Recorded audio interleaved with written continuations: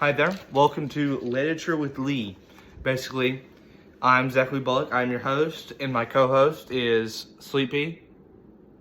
She's not in a good mood today. But anyways, we will be discussing Norse mythology, and specifically the social aspect of it, the historical effect of it, and the environmental effect of it.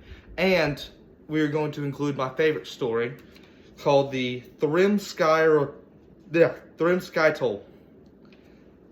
I don't like these words.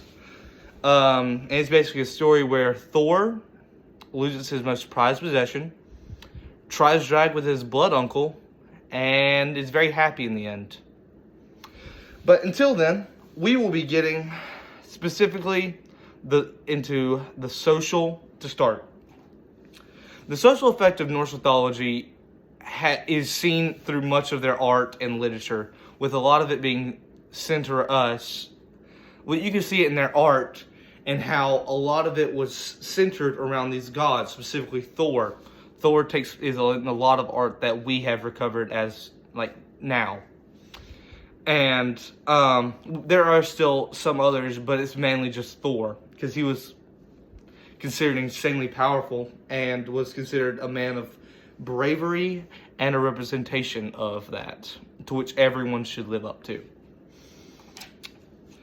Historical is basically, the historical aspect of it is we know very little about actual Norse mythology, since a lot of it was taken from the poetic, actually, technically, the original one was the Codex Regius, which is a collection of short stories and poems that are based around Norse mythology, made hundreds of years after Norse mythology has completely shut down due to the overalization of Christianity, with a lot of them being switched over to Christianity using Ragnarok as the coat handle to jump to just one god instead of a bunch.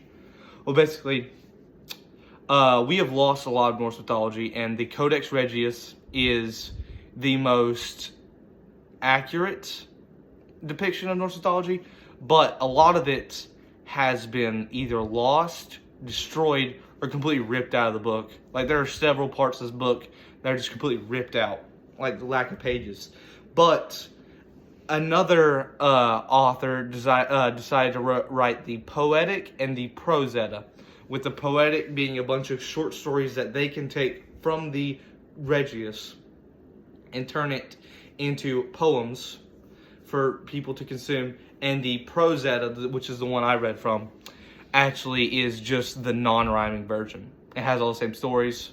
Well, some of them it doesn't have, but it has the baseline stories, and it has a summarization of all of the different characters. And then there's the environmental effects.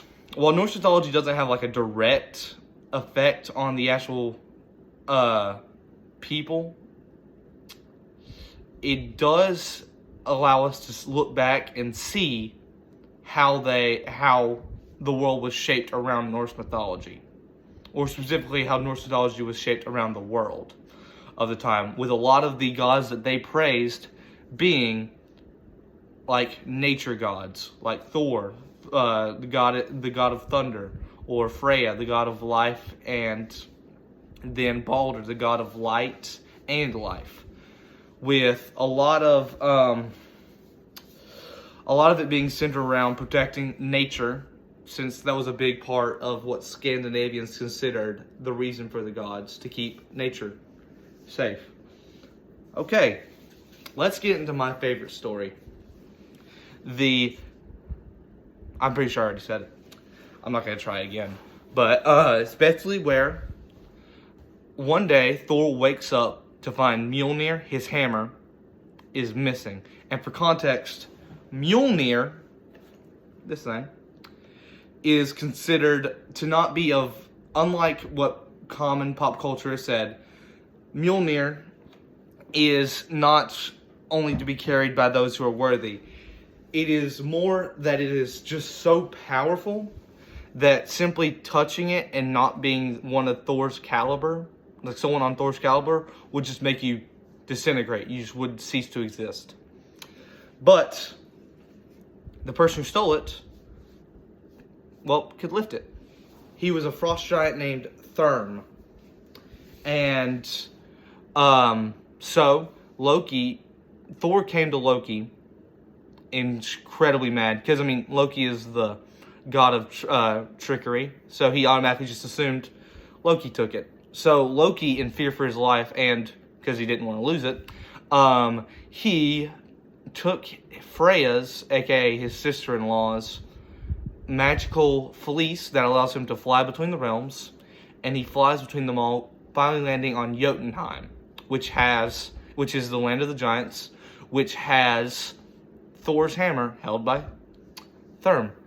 And he returns, and they decide they were going to get a giant plan together to get it back.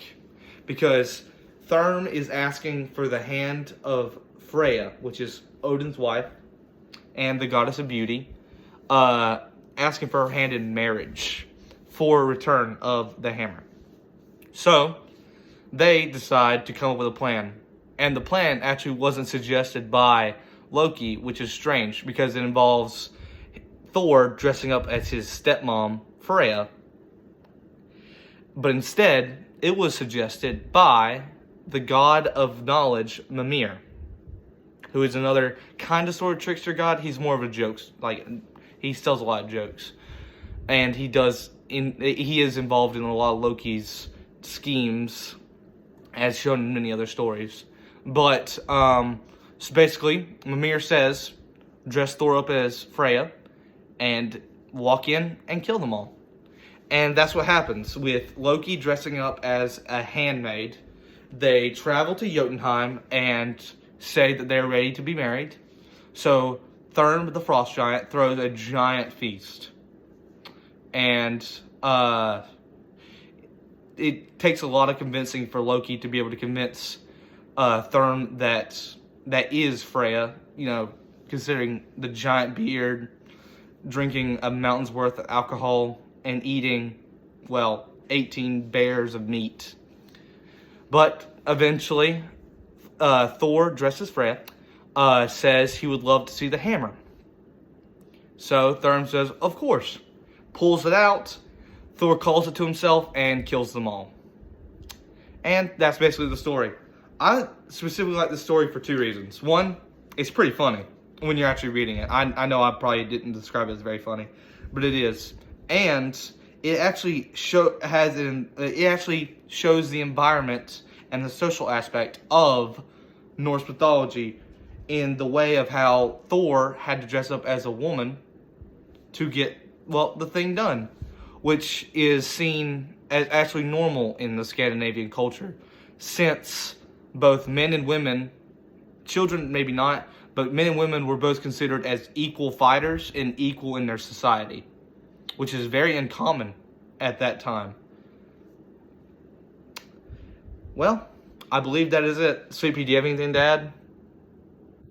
She fell asleep. Well, if that's it, I have a wedding to get to. See y'all later.